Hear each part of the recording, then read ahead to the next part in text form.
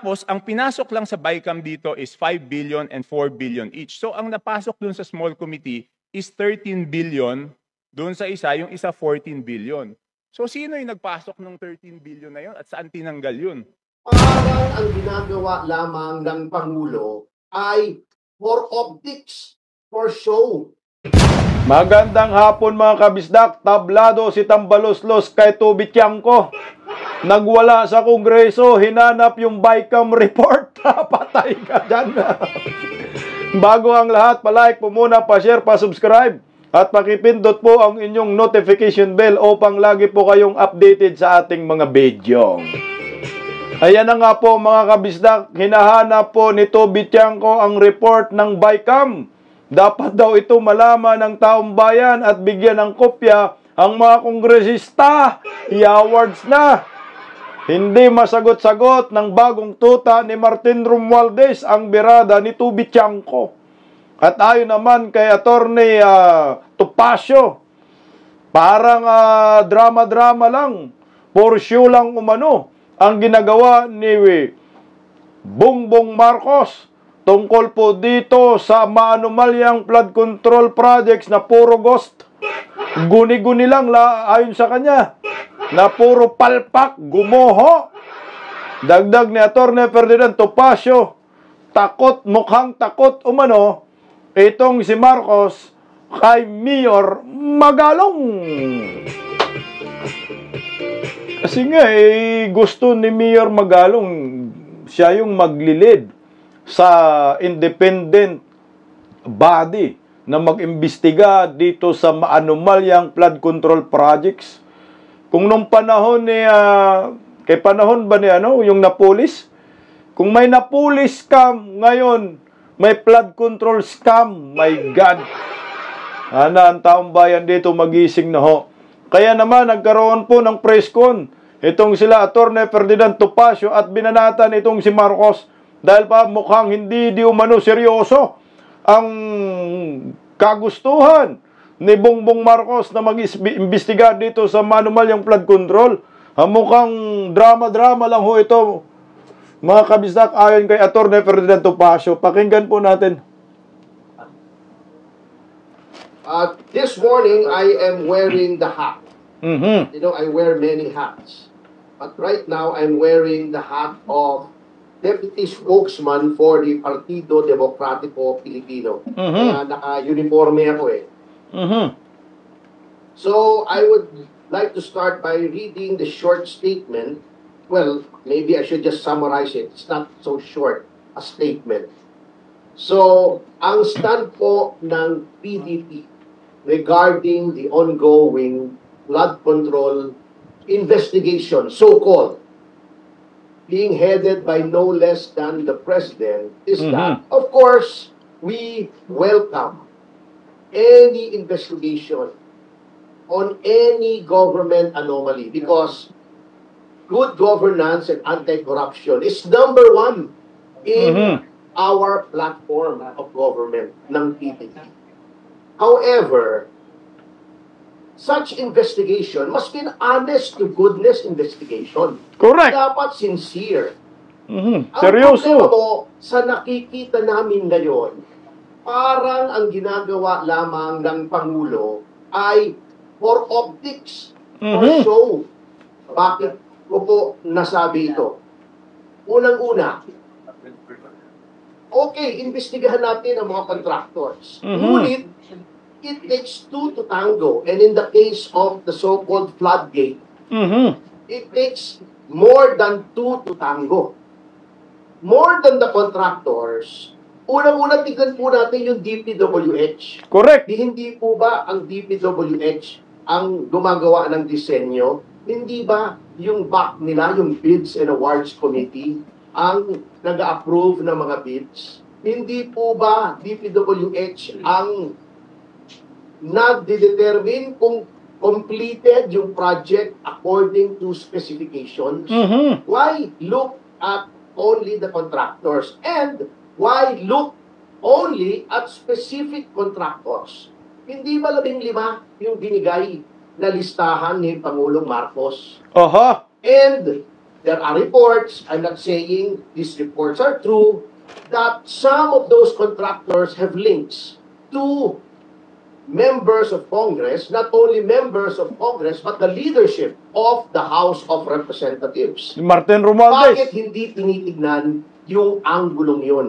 Bakit hindi inimbestigahan yung district engineers ng DPWH? Alam naman po natin, wag na tayo magdukuhan. Ang pumipili ng district engineer ay yung mga district representatives. Di ba? Bakit walang iniimbestigahang DPWH official? Bakit walang sinususpending DPWH official? Exactly. Under ng Executive Department, under ni Pangulong Marcos. Bakit hindi tinitignan yung may mga sinasabing links sa mga miyembro ng House? Dahil ba ang anak ni Pangulong Marcos ay miyembro ng House? Dahil ba ang pinsan niya, the Speaker, is the leader of the House? So, ito po yung mga magtataka kayo. Number 2, yung offer ni Teka muna, saka muna yung offer ni Mayor Magalong, no? Ito nga ho yung problema, no? Dahil 15 yung pinangalanan, iilan lang po yung kanilang pinupuntarya ngayon. Iilang mga kontraktor lang. At ilang araw na ba yung kanyang pasabog na di umano ito ay mga kontraktor kumukuha ng bilyon-bilyon na kontrata at puro ghost projects. Meron ba siyang pinangalanan na personalidad na kakasuhan? Meron ba siyang pinangalanan na opisyal ng DPWH at mga kongresista na kanyang kasuhan? Wala, di ba ho? So tama ito si Attorney Topacio. Ito ay for optics lang, for show lang. Kumbaga, wala, hindi seryoso eh. Kung seryoso ka, din sana galit na galit ka. Si Tatay Digong, nagmumura na.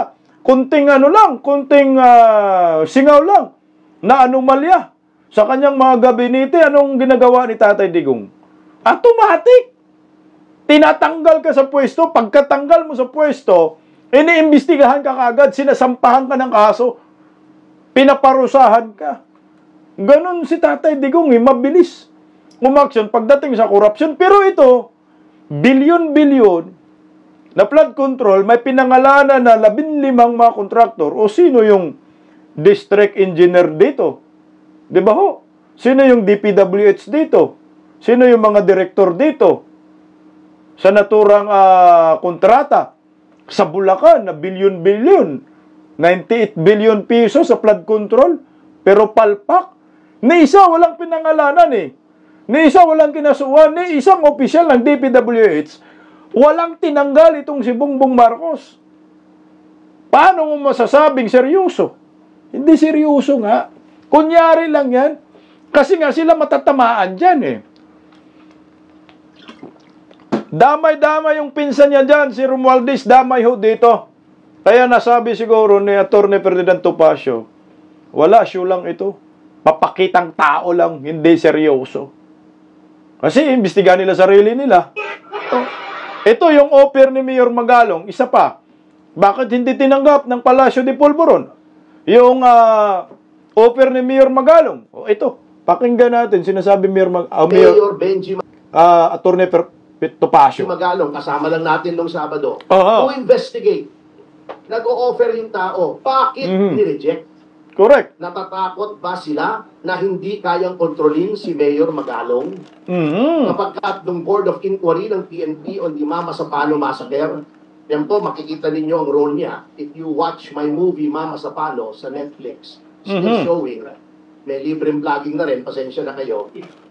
Pinakiusapan po si Mayor Magalong na wag nang idawit ang pangalan ni Pangulong Aquino doon sa primarily responsible sa Mama Sapano. But nonetheless, at the risk of his career, he was on the inside track sa Chief PNP, sinabi pa rin niya, it cost him the chiefship of the PNP. At doon lumabas yung kanyang famous saying na sometimes you have to choose between career and conscience. When you retire, your career is over, but your conscience stays with you for the rest of your life.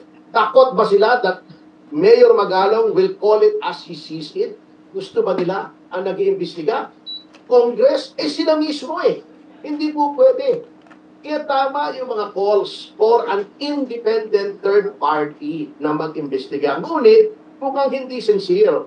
Kaya po kami sa PDP, nananawagan po kami kay Pangulong Marcos, reconsider Mayor Benji Magalong. Siya po, sa kanya may tiwala ang mga tao.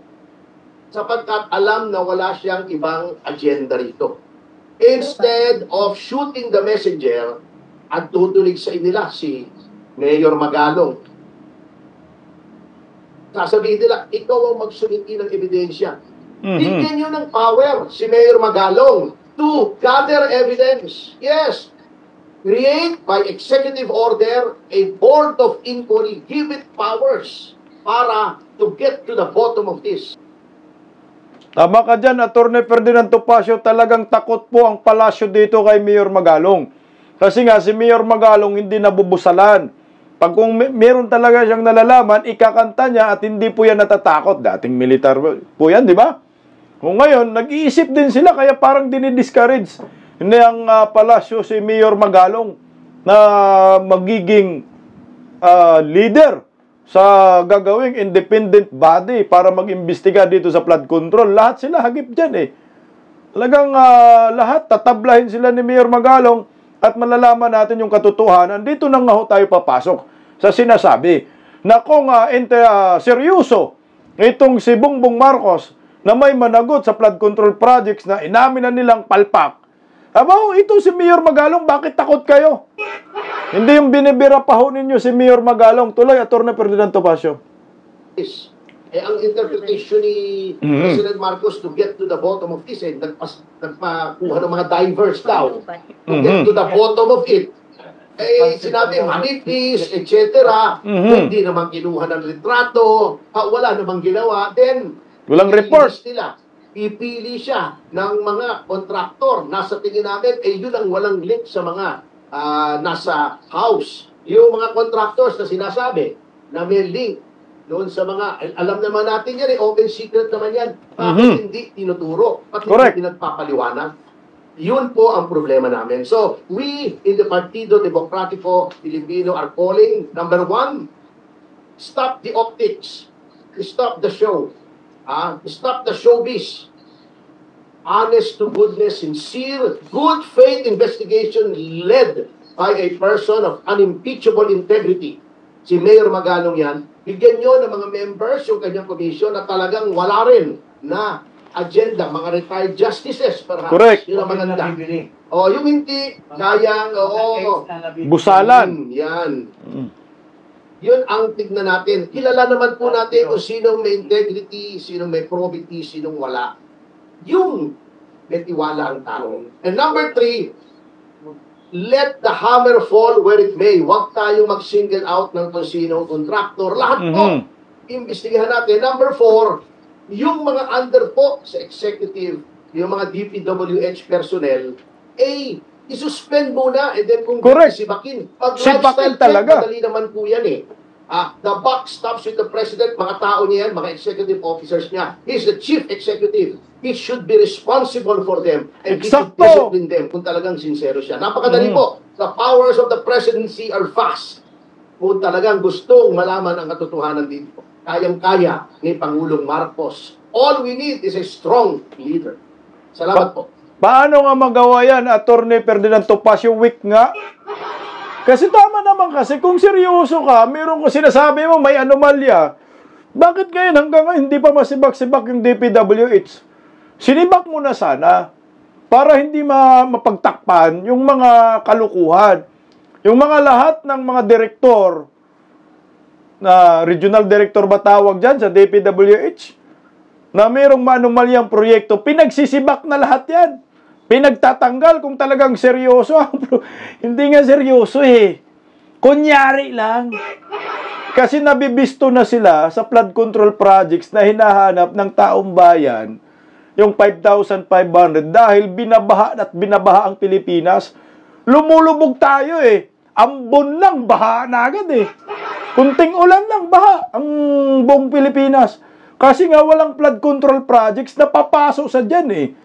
Nagsuuna na, kamakailan. O ito, wala pa rin. Nasaan? Nasaan yung listahan sinasabi? Merong listahan, puro palpak nga. Kaya kung seryoso ka, dapat talagang tinarbaho mo. Una yan, tinanggal mo DPWH, mga regional director, mga RD, no?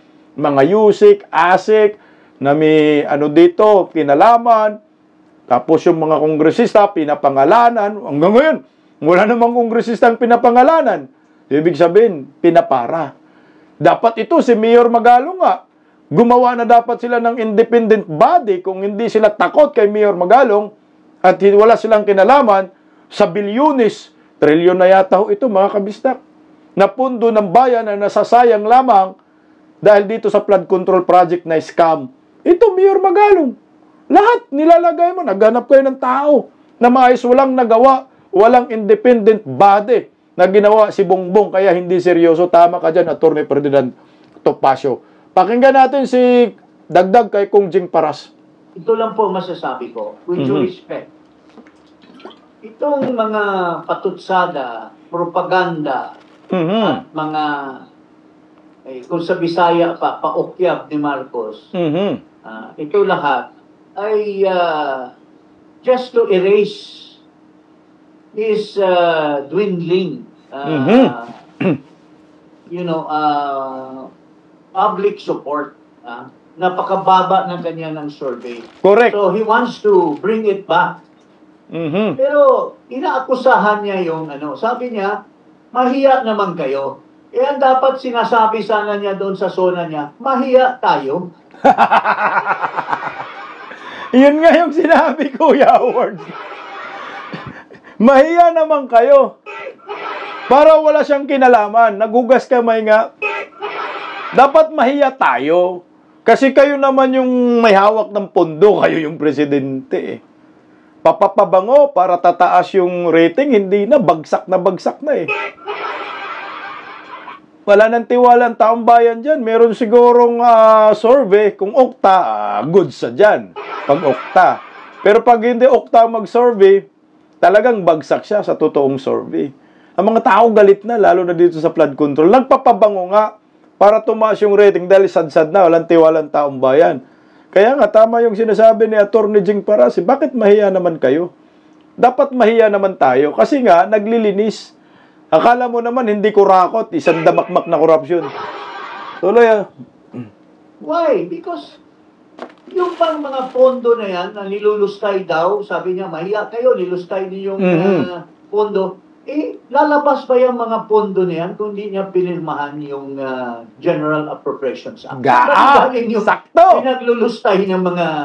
So, why should he now alienate himself or accuse his cohorts in Congress when he himself is the mastermind of all this? Eksakto! Lalabas pa yan lahat. So, yun lang po. Masasabi ko. Tama, no? Kayo dyan nag-uusap ng pondo. Martin Romualdez, Bongbong Marcos, ikaw pinirmahan mo yung GAA. Na-questionable nga ngayon eh. Question na nga ngayon ni Toby Chanko ngayon sa Kongreso. Yari ka Tambaloslos, ipipli natin mamaya yan. Na talagang dapat managot. Ang dapat managot. Hindi lang magtuturo ka, kayo may kasalanan. Yawards talaga eh. Pagkatapos ninyo magpasarap, pagkatapos ninyo mag-enjoy sa pira ng bayan, nang malaman ng taong bayan, bulilyaso, palpak, nagtuturo ka na. Hindi ako yan. Kung hindi ikaw, bakit wala kang pinarusahan ngayon? Wala kang tinanggal, wala kang kinasuhan. Kahit sabihin natin, nag-iimbestiga pa, ihaw siya ngayong investigasyon eh. Nagsampa ka na ng kaso. Anong silbi ng intelligence funds mo na hindi mo malalaman kung sino yung mga kurakot dyan sa Kongreso? Kung yung anak niya kasama din dito, patay. Lalo na yung pinsan niya, swak na swak talaga dito. Kaya walang ngipin. Hindi magagalit. Huwag kang magalit. Pag magalit ka, kasama ka rin naman eh. Tuloy, Kung Jing Paras. In relation to what Attorney Topacio stated, na ito lahat, if only he can prove to us right now na sincere siya, then let it be. But in the meantime, tulad nung kay Magalong, ni-reject niya, tulad ng mga ibang suggestion to create a third party, ang ginagawa nila, inutusan nila yung accounts committee na kinwestiyon mismo ng sarili nilang kasama, si Toby Chanco, na parse yung investigation ng Eksakto. Ridon. Oh. Alam mo yung Ridon na yan, kilala ko yan, well, with due respect, he's my good friend. Pero nawalan yung gana ko sa kanya dahil alam na inuunahan niya yung Committee on Good Governance. Inuunahan niya yung... pati nga si Sandro Marcos sabi, wala tayong credibility to investigate this. At yan, itong si Ridon na tinanggal ni Pangulong Duterte dahil napakasamang tao, nagbiyahe ng biyahe, at saka yung kanyang bureau is urban poor. Pero yung panggasto sa urban poor, ginagasta niya sa travel niya. Kaya sinipa siya ni Duterte. So I think he will now abandon. Ito pala yung Seridon, yung sinasabi ho ng mga DDS, na sa panahon ni Tatay Digong, nagkaroon pala ito ng posisyon. Seridon, na sinipa dahil sa korupsyon. Travel abroad, gamit ang pundo ng bayan. Urban poor yung ahensya, sinabi, di ba? Na ito rin ngayon ay pinag-iinitan ng mga Duterte. Alam ko, makakaliwa tong Ridon na ito, di ba? Akusaro ba yan? Bicol? Yeah, words talaga. At siya rin po yung bumibira sa Dolomite Beach ni Tatay Digong. Tapos, siya rin po yata ang nagpahayag patungkol doon sa Sabong, di ba? Doon sa Batangas. Yung mga nagurgur doon. Oh, nasabi, ikinukunikta rin niya sa war on drugs. So may mga hugot itong mga bugok na ito. Tuloy po, Attorney Jing Paras. What Duterte did to him. Correct. For his malfeasance or his wrongdoing. So, kaya inunahan na niya lahat. So, ito po yung farce investigation that's going on. Tapos, gagawa daw sila ng TRICOM. Yan naman. Comprised daw of 3 committees. Si Congressman Chua mismo, nagsabi na siya, hindi tayo dapat ang mag-imbestiga. Pero yung isa, yung Momo, yung chairman ng Committee on Public Works, how can he investigate when he's a contractor himself? Correct. When he is the partner of Saldico in the distribution of these funds. So, how can these people do such farce things na pinapa-iral nila sa taong bayan? Yun lang po masasabi ko muna for the meantime. Bilyones ang pundong hinahanap ng taong bayan na hanggang ngayon ay hindi pa rin mapaliwanag ng gobyernong Marcos at wala pa rin silang kinakasuhan at wala pa rin silang pinapangalanan ng mga kongresistang mga kurakot at may kinalaman po dito sa bugos scam na flood control na bilyones ang halaga. Wala pa rin pong sinibak na mga opisyal ng DPWH, yung sekretary, nandyan pa rin, nakabudlat pa rin ang mata. Hindi pa rin po masibak-sibak. Gaano ba kaseryoso itong gobyernong Marcos? Tama yung sinasabi talaga ni Topacio. Ito ay for optics lang, pagpapasikat lang ba? Kaya para sabihin na, oy, ayos pala ang Pangulo, magaling yung ginawa. Marami nang pumuri eh. So ngayon, yari ngayon itong si Tim ni Romualdez. Dahil si Toby Chanco, pumalag na naman ngayon sa Kongreso. Nagwala si Toby Chanco. Hinahanap ngayon yung BICAM report. Dapat daw isa publiko yan at ipakita sa taong bayan. Yung iba yata, hindi pa nagbibigyan yung mga pumipirma. No? Ito yung makontroversial na BICAM GAA na pinagmulan po itong 2025. Pinagmulan po ito ng sadamakmak na insertion at puro kabulastugang pundo. At ang nakinabang lamang dito ay yung mga bulsa ng mga buhaya, mga kontratista ng flood control projects. Magulat ka dito dahil si Toby Chanco talagang all out na. Mukhang lumalala na ang faksyon dyan sa Kongreso. Romualdez at Marcos. Ito si Toby Chanco, Marcos man yan. Romualdez. Narito po, hinahanap po ng naturang kongresista ang BICAM report ng small committee. Pakinggan po natin, Okay, ito may dalawang distrito, no? At sino ang nag-introduce ng amendment? May dalawang distrito, hindi naman to kasalanan ng congressman doon sa distritong yon. Ang NEP nila is 2.530 billion. Yay, And then bilyonis na pagdating sa naman. GAA, naging 20.999 billion. Bilyon na naman. Isa pa, 1.508583 billion sa NEP. Pagdating sa GAA, 20 billion 795. So, tapos, ang pinasok lang sa BICAM dito is 5 billion and 4 billion each. So, ang napasok dun sa small committee is 13 billion. Wow! Dun sa isa, yung isa 14 billion. So, sino yung nagpasok ng 13 billion na yun? At saan tinanggal yun? May mantakin mo sa BICAM, 5 billion lang. Pagdating sa small committee, 13 billion to 14 billion. Wow! Wow, pira! Sino daw nagtanggal? Sino ang nagpasok? Tin! Ikaw ba, Tin? Ang laki ng pira na yan. Kung 5 billion, so 14 to 13 billion, 9 billion, 8 billion to 9 billion pesos ang dinagdag nila. Sino ang nagdagdag? At sino ang nakikinabang dito? At saan napunta ho dito? Kasi 5 billion lang sa BICAM eh. Tama? Yun ang sinasabi. Pagdating sa small committee, tumataas. Nagiging 13 billion to 14 billion. So, tiba-tiba na naman ang mga buhaya. Ganito tayo ginago ng gobyerno na to. Masyado na po silang garapal. Ang kakapal ng mga mukha nila. Wala nang mga hiya. Pinabayaan ni Bongbong ito, Tuloy po, sir, Kaya nga medyo nahirapan si Sec. Ralph na sagutin kung paano nabawasan yung iba. Dahil talagang Kongreso po may alam yan. At dalawang pagkakataon po yan, sa BICAM at sa small committee. So I would like to ask the chair to furnish all of the members the signed report of the small committee for 2025. Wait, bakit gumagalaw yung oras ko?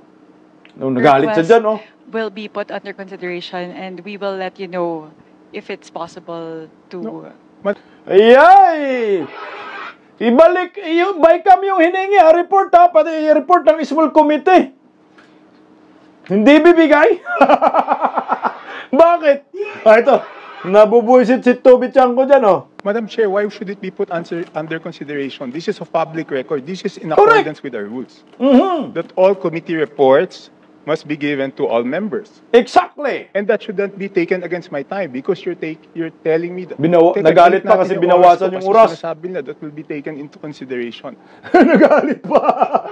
Binabawasan yung oras. Sabi siguro ni Tambaloslos, bawasan mo, ang daming sinasabi.